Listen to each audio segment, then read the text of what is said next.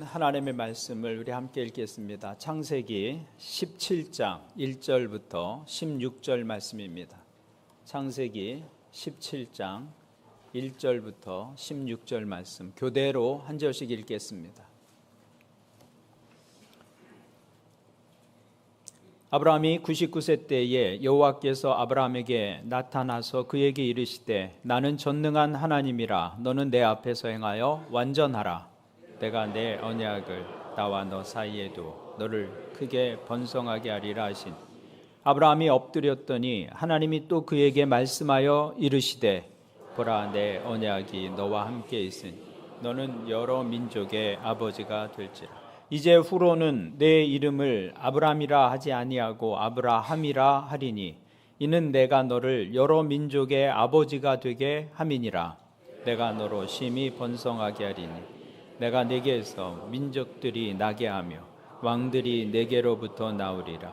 내가 내 언약을 나와 너 및 내 대대 후손 사이에 세워서 영원한 언약을 삼고 너와 내 후손의 하나님이 되리라.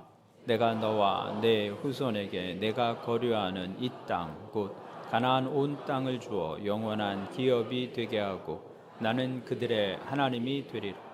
하나님이 또 아브라함에게 이르시되 그런즉 너는 내 언약을 지키고 내 후손도 대대로 지키라. 이것이 나와 너희와 너희 후손 사이에 지킬 내 언약이니라. 너희는 포피를 베어라. 이것이 나와 너희 사이의 언약의 표징이니라. 대대로 모든 남자는 집에서 난 자나 또는 너희 자손이 아니라 이방 사람에게서 돈으로 산 자를 막론하고 난 지 8일 만에 할례를 받을 것이다. 너희 집에서 난 자든지 너희 돈으로 산 자든지 할례를 받아야 하리니 이에 내 언약이 너희 살에 있어 영원한 언약이 되려니와 남자 곧 그 포피를 베지 아니한 자는 백성 중에서 끊어지리니 그가 내 언약을 배반하였음이니. 하나님이 또 아브라함에게 이르시되 내 아내 사레는 이름을 사레라 하지 말고 사라라 하라.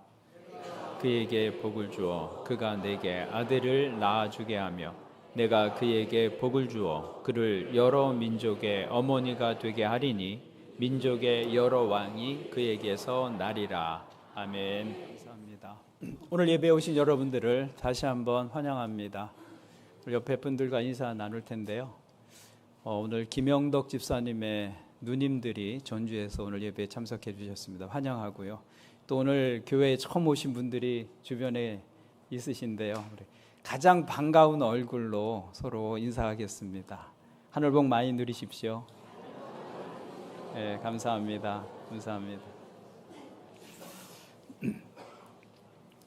우리가 창세기 말씀을 계속해서 함께 생각해 보고 있는데요. 지난주 창세기 16장 말씀에서 아브라함은 아내 사라의 여종 하갈을 통해서 아들을 낳습니다. 이스마엘이라는 아들을 낳죠. 너와 내 아내를 통해서 하나님은 아들을 주실 것이라고 약속해 주셨는데 그 하나님의 약속을 아브라함과 사라가 믿질 못합니다. 그래서 자신들의 방법을 동원해서 아들을 낳은 것이죠. 그 아들이 이스마엘입니다. 그때가 아브라함의 나이가 86세였습니다. 86세. 근데 오늘 말씀을 보시면 아브라함의 나이 99세가 되었던 때에 하나님께서 다시 그들에게 나타나셨다고 말씀합니다. 그러니까 16장과 17장 사이에서 시간으로 보면 13년의 세월이 흐른 것이죠. 그러면 그 13년 동안 아브라함의 삶은 어떤 삶이었는가? 17장 16절을 보시면 하나님께서 아브라함에게 나타나셔서 이렇게 말씀하십니다.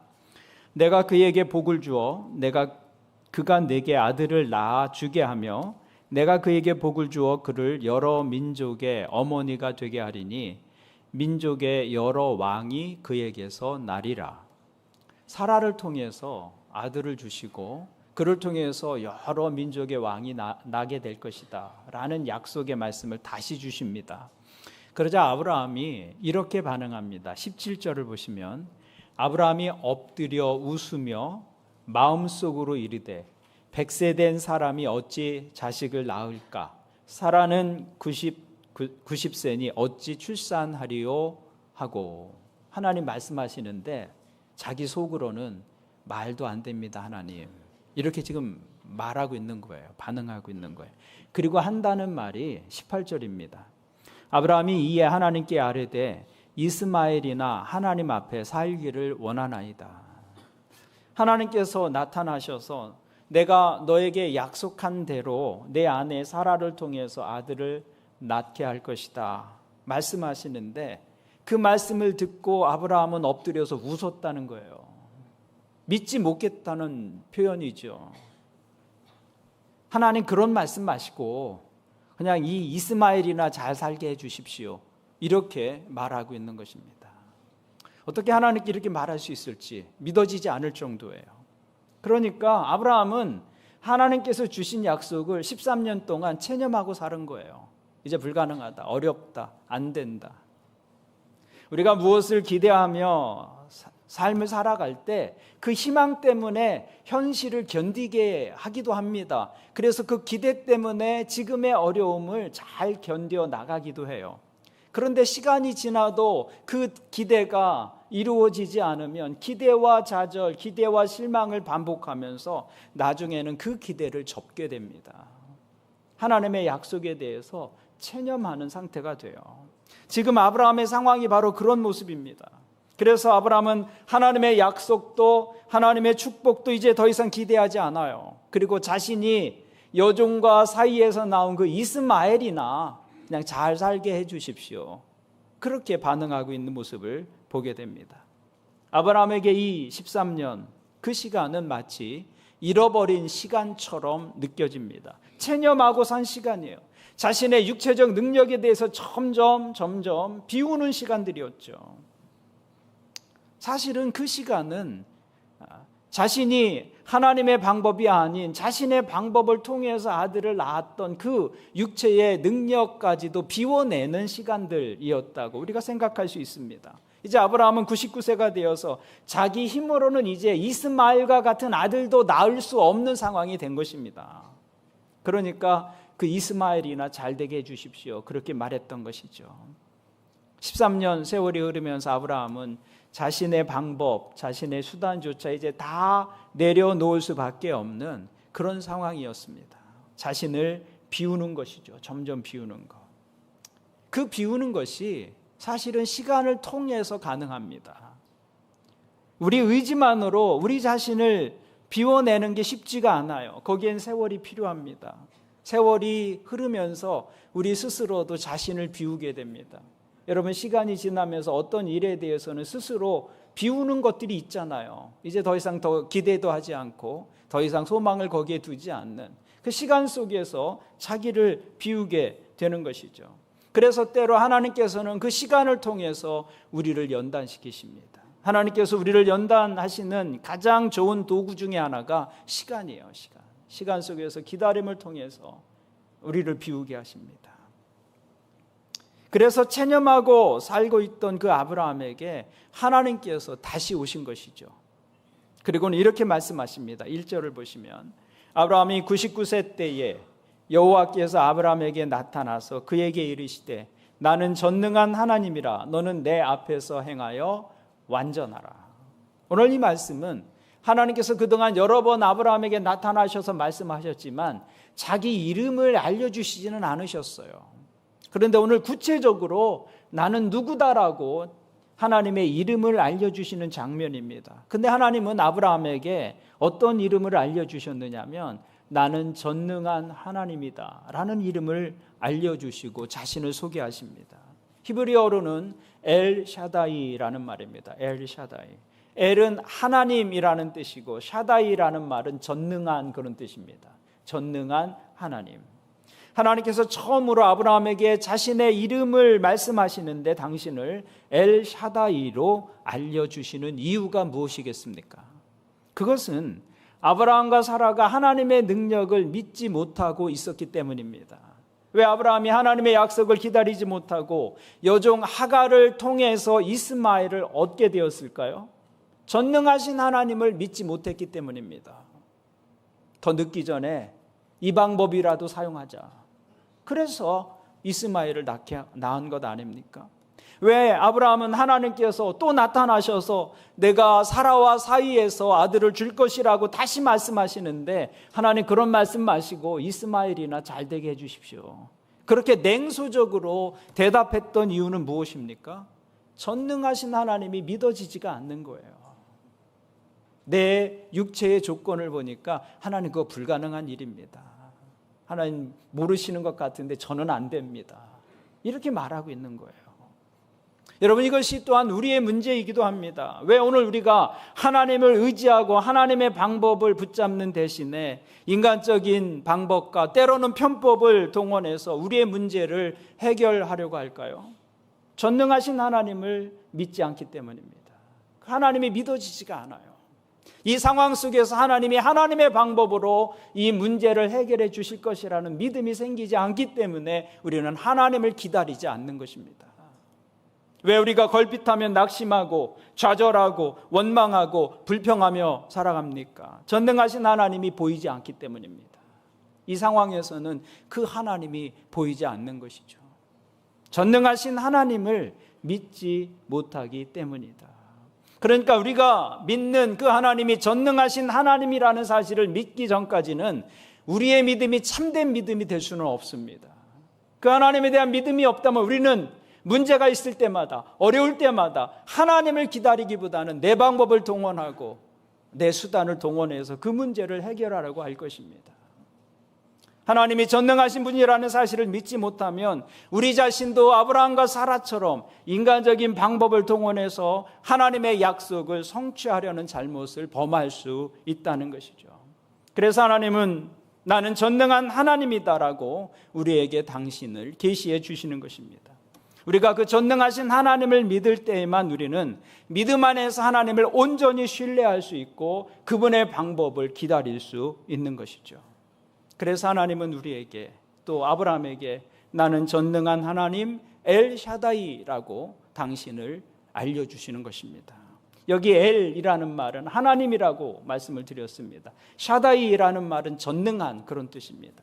근데 샤다이라는 말의 원래 의미는 깊은 계곡을 가진 산봉우리를 말합니다. 또 엄마의 가슴을 말하는 단어가 샤다이입니다. 모양으로 보면 계곡을 가진 산봉우리나 엄마의 가슴은 모습이 비슷하죠. 이스라엘 땅에서 산봉우리 사이에 형성된 그 계곡은 광야의 물줄기가 됩니다. 그 땅의 젖줄이 되는 것이죠. 또한 엄마의 가슴이란 아기의 모든 피로를 채우는 공급원이 됩니다. 엄마의 가슴은 젖을 빠는 아이에겐 생명 그 자체입니다. 아기들에게 엄마의 가슴은 안전이고 보호를 의미하고 있는 것이죠. 그 아이에게 엄마의 가슴은 자기의 생명의 필요로 하는 모든 것이 공급되는 근원이 되는 것입니다. 그래서 젖을 먹는 아기에게 엄마는 적어도 전능한 존재입니다. 마찬가지로 하나님은 우리의 모든 필요를 공급해 주시는 전능하신 분이시다라는 뜻이 엘샤다이, 전능하신 하나님이라는 말의 의미입니다. 그래서 내 능력으로는 도무지 불가능한 것들이 하나님 안에서는 너무나도 자연스러운 일에 지나지 않습니다. 그래서 그분 앞에서 홍해가 갈라지는 것입니다.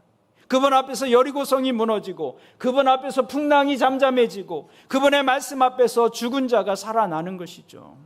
그분 안에서 이런 일들은 너무나도 자연스럽고 쉬운 일이었다는 것입니다.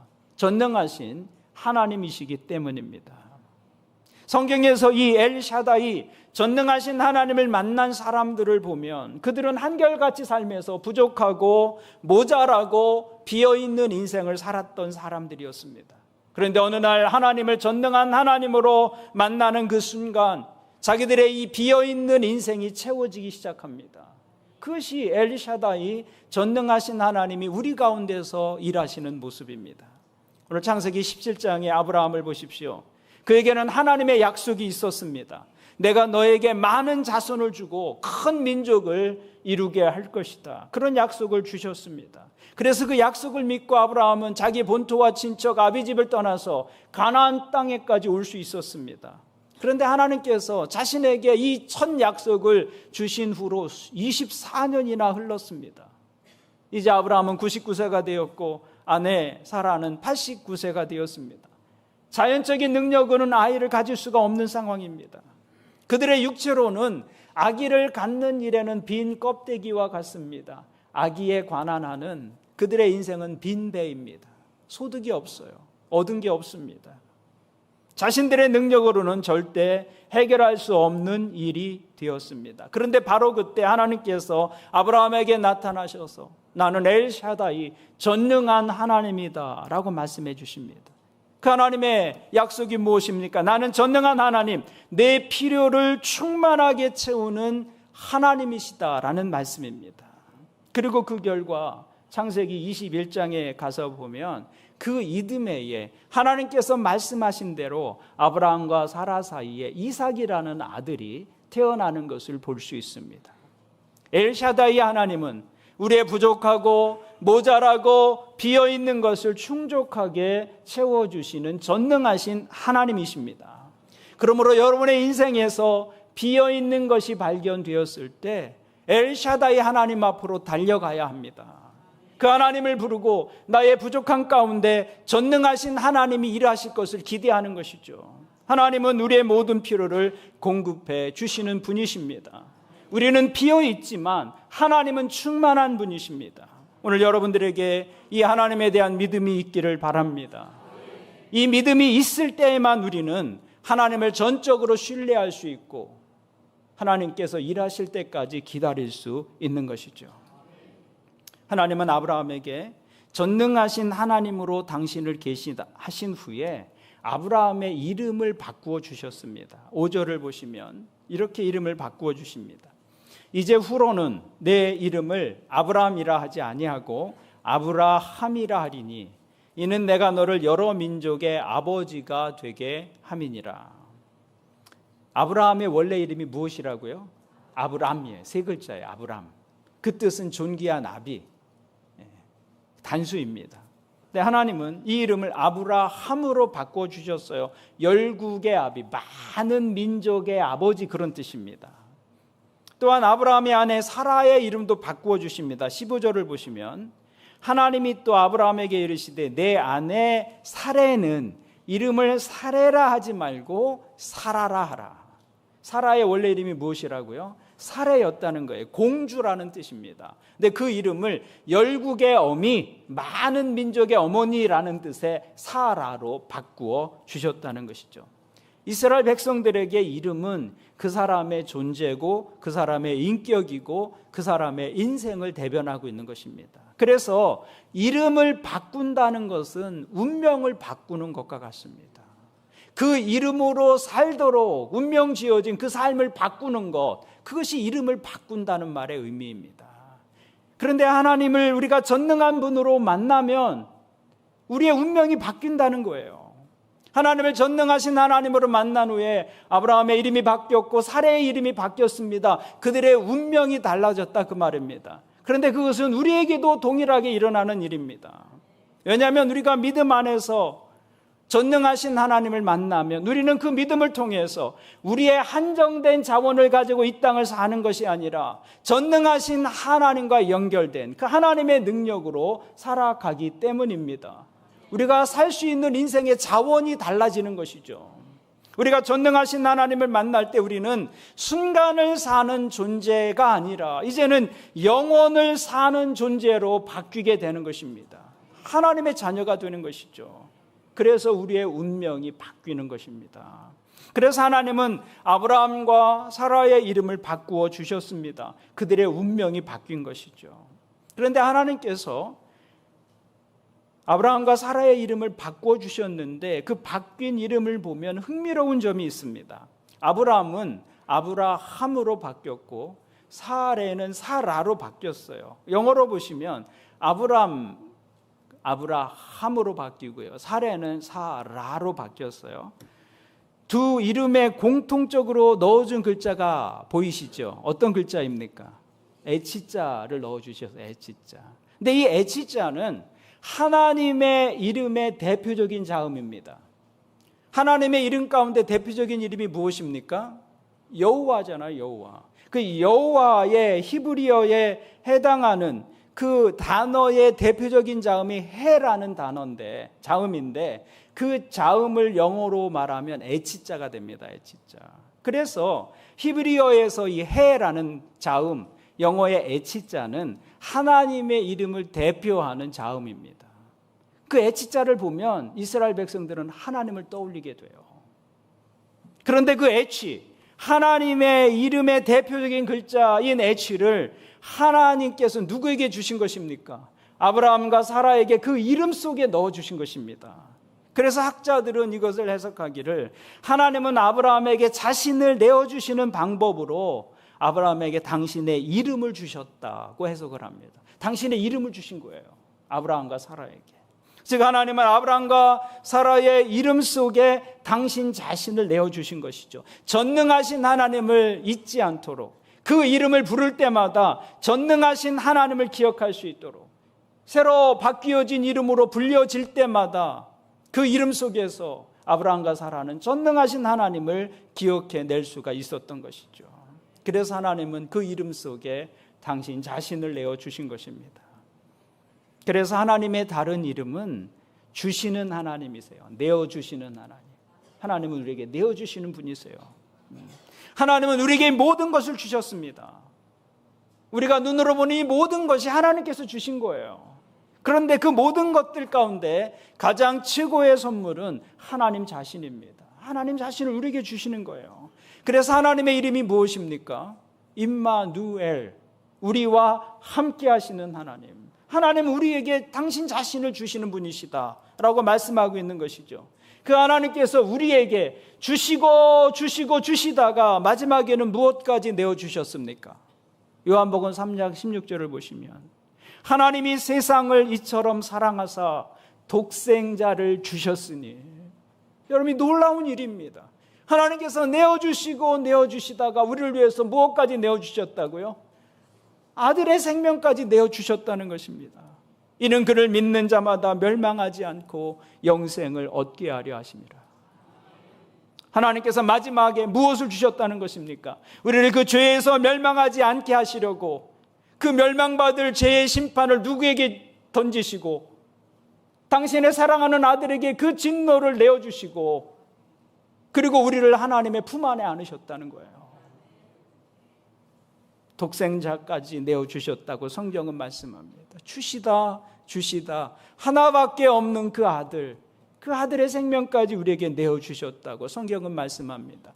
그 하나님이 엘샤다이, 전능하신 하나님이시다라고 말씀하고 있는 것이죠. 그 아들 안에서 하나님께서 내어주신 그 아들의 생명 안에서 우리가 구원을 얻게 되었고 우리가 영생을 얻게 된 것이죠. 그리고 성경은 우리에게 또 이렇게 약속해 주셨습니다. 자기 아들을 아끼지 아니하시고 우리 모든 사람을 위하여 내주시니까 어찌 그 아들과 함께 모든 것을 우리에게 주시지 아니하시겠느냐. 여러분, 전능하신 하나님 엘샤다이 하나님은 오늘도 우리에게 모든 것을 내어주시는 분이시다라고 성경은 말씀하고 있습니다. 내어주시는데 아들까지도 아끼지 않고 내어주신 하나님께서 너희가 구하는 것 그것을 은사로 선물로 주시지 않겠느냐.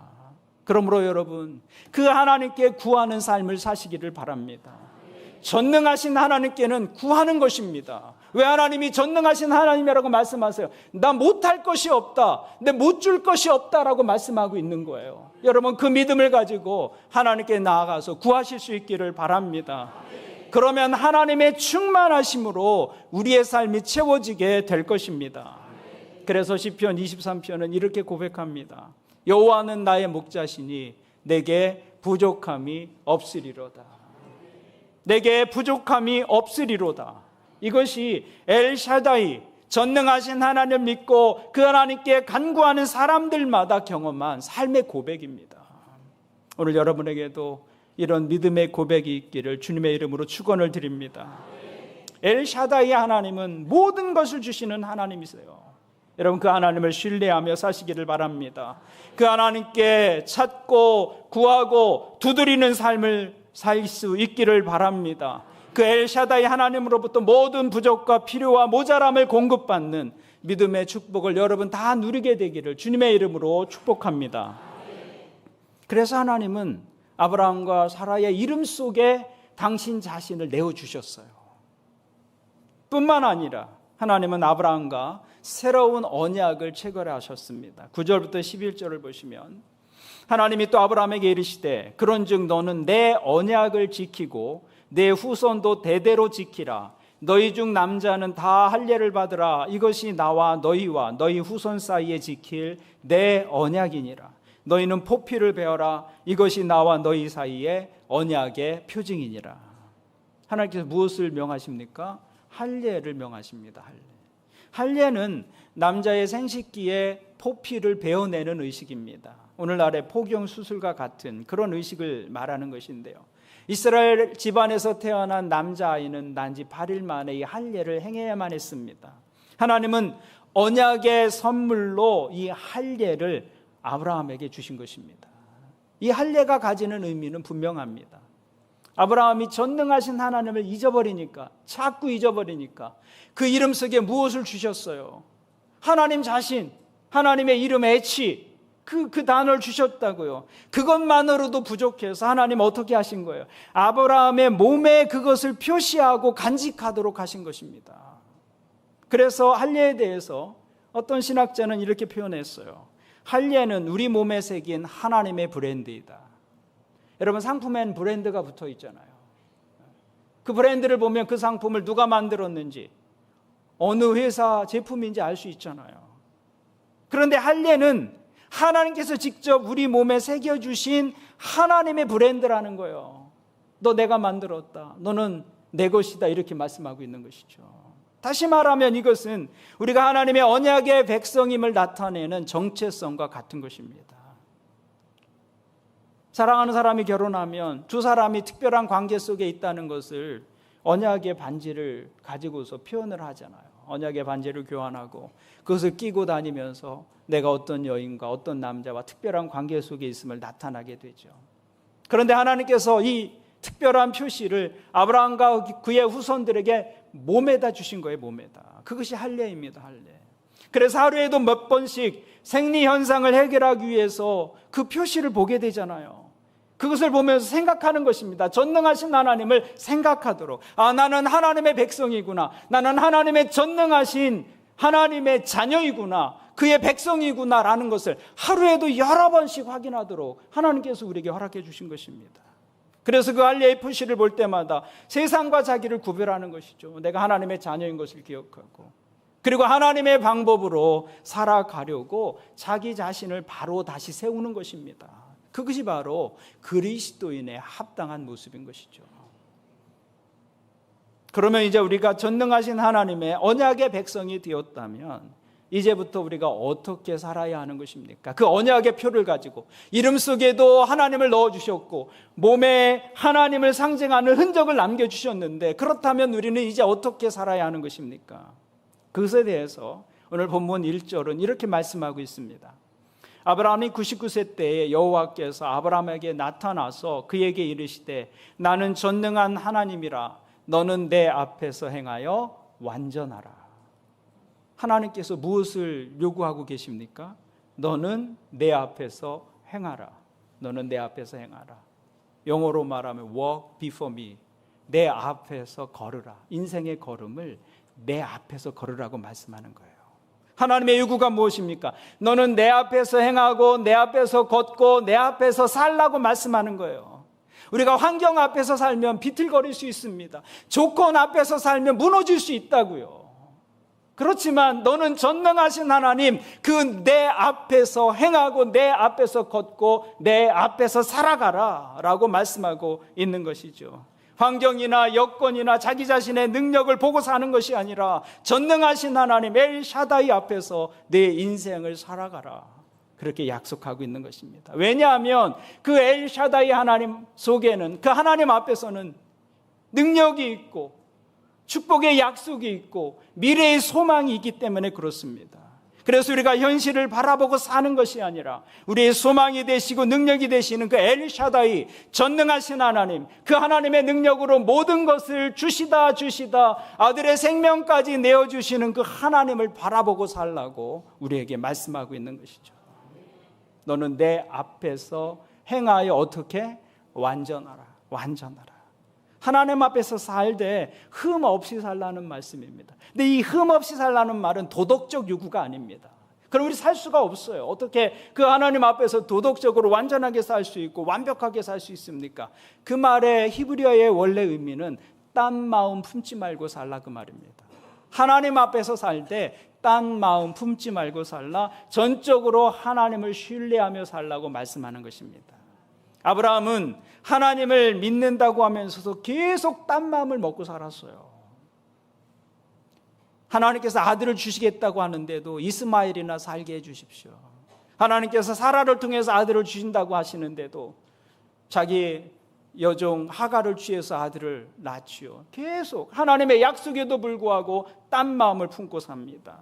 전능하신 하나님이 믿어지지 않았기 때문입니다. 그런데 너는 내 앞에서 행하여 완전하라. 그 말은 하나님을 신뢰하는 일에 이제 실패하지 말라는 요구입니다. 환경이 너를 흔들어도, 조건이 너를 흔들어도 전능하신 하나님을 바라보고 살아라. 그렇게 말씀하고 있는 것이죠. 하나님께서 이 약속을 이루어 주실 것을 믿음으로 붙잡는 것, 그것을 놓지 않는 것, 그것이 하나님 앞에서 행하여 완전하라라는 말씀의 의미입니다.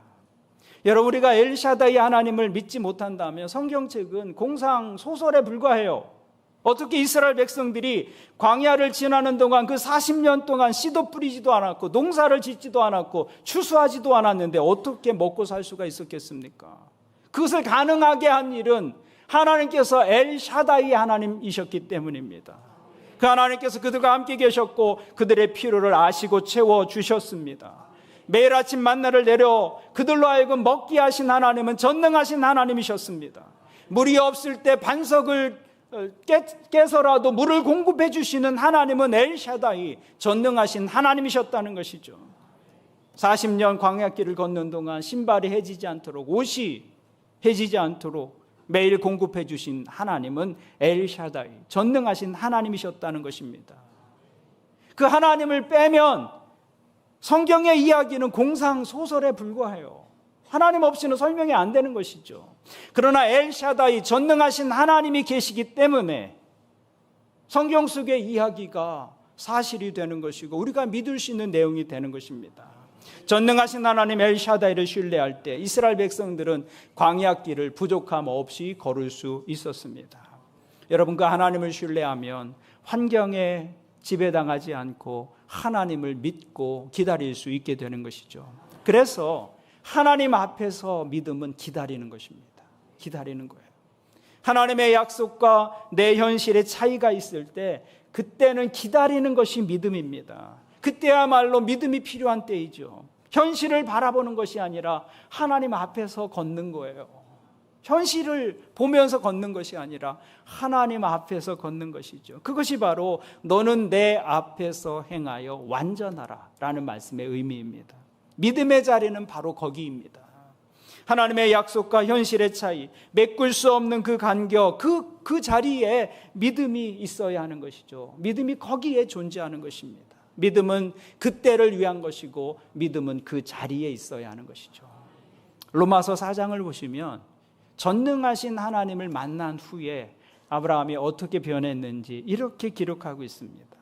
로마서 4장 19절부터 보시면 그가 100세나 되어 자기 몸이 죽은 것 같고 사라의 태가 죽은 것 같음을 알고도 믿음이 약하여지지 아니하고 믿음이 없어 하나님의 약속을 의심하지 않고 믿음으로 견고하여져서 하나님께 영광을 돌리며 약속하신 그것을 또한 능히 이루실 줄을 확신하였으니 그러므로 그것이 그에게 의로 여겨졌느니라.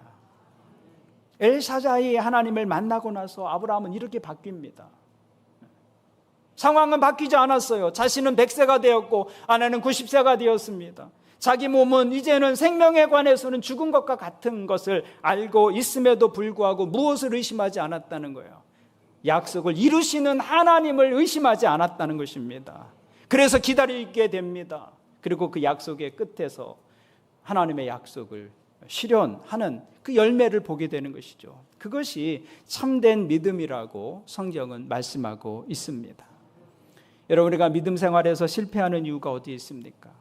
그 전능하신 하나님을 믿고 조금 더 기다리면 되는데 우리가 기다리지 못할 때 실패하는 것이죠. 그래서 믿음이란 하나님을 신뢰하고 기다리는 것입니다. 오늘 예배하는 여러분들 중에 어쩌면 이 어려운 때를 지나고 계신 분이 있을지 모르겠습니다. 하나님의 약속과 현실의 차이, 그때가 정말 힘든 때입니다. 분명히 하나님께서 약속해 주셨는데 상황은 하나님의 약속과는 점점 멀어져 보이는 것처럼 그렇게 느껴질 때 우리의 마음이 심히 어렵고 힘듭니다. 그런데 그때 우리에게 필요한 것이 무엇입니까? 기다림이에요. 기다림. 그 기다림이 믿음입니다. 여러분, 조금만 더 믿음으로 참고 기다리시기를 바랍니다. 하나님을 신뢰하십시오. 믿음으로 기도하고 믿음으로 기다리십시오. 전능하신 하나님을 신뢰하고 기다리는 것보다 하나님을 존중히 여기는 다른 길이 없습니다. 우리가 하나님께 할 수 있는 가장 큰 일은 우리가 무엇을 하는 것보다 하나님을 신뢰하고 기다리는 거예요. 잠잠히 기다리는 것입니다. 그것이 가장 큰 믿음의 모습입니다. 전능하신 하나님은 우리에게 모든 것을 주시는 하나님이십니다. 그 하나님께 구하고 찾고 두드리는 삶을 사는 것이죠. 그러나 때로 응답이 늦어질 때 포기하지 않는 것입니다. 그때 믿음은 기다리는 것이죠. 그때는 기다림이 필요할 때입니다. 우리가 신뢰하고 기다릴 때 전능하신 하나님께서 우리의 믿음에 반드시 응답해 주실 것입니다. 오늘 이 은혜가 예배하는 여러분 모두에게 있기를 주님의 이름으로 축원을 드립니다. 아멘. 기도하시겠습니다. 하나님 아버지, 오늘 하나님을 전능하신 하나님 엘샤다이로 알게 해주셔서 감사합니다. 그 하나님께 모든 공급받는 근원이 있고 또 그 속에 하나님의 보호가 있고 그 속에 하나님의 안전이 있음을 믿고 신뢰하게 도와주옵소서. 그 하나님께서 그 전능한 능력으로 우리의 삶의 모든 필요를 공급해 주신다는 사실을 믿고 하나님께 구하는 삶 살아가게 도와주옵소서. 그러나 주님, 때로 하나님의 약속이 믿어지지 않을 때가 있습니다. 상황을 바라보면 도저히 불가능한 것처럼 느껴질 때가 있습니다. 하나님, 그때 하나님의 방법을 떠나 우리 자신의 방법으로 무엇을 이루려고 하는 이 어리석음에서 우리가 이제 떠나서 하나님을 향해 흔들리지 않는 믿음으로 설 수 있도록 도와주시옵소서. 하나님 앞에서 행하여 완전하라. 그 하나님을 신뢰하는 일에 실패하지 않는 믿음 되게 도와주옵소서. 아브라함과 사라에게 하나님의 이름을 내어주신 하나님께서 우리에게는 사랑하시는 아들까지 내어주신 것을 우리가 압니다. 그 아들을 아끼지 않고 내어주신 하나님께서 또한 우리가 구하는 것을 아끼지 않고 주실 것을 믿습니다. 이 시간 하나님께 도움을 구하는 모든 사람들에게 하나님 믿음 주시고 그 믿음의 끝에서 하나님의 일하심을 모두가 경험할 수 있도록 도와주옵소서. 해결되지 않는 삶의 문제로 눈물 흘리며 하나님의 이름을 부르는 성도들이 있습니다. 주님, 저들의 기도를 들으시고 구하는 이들마다 응답받게 역사해 주옵소서. 찾는 이마다 찾으며 두드리는 사람들에게 열리는 은혜를 허락하여 주옵소서. 감사를 드리며 예수님의 이름으로 기도합니다. 아멘.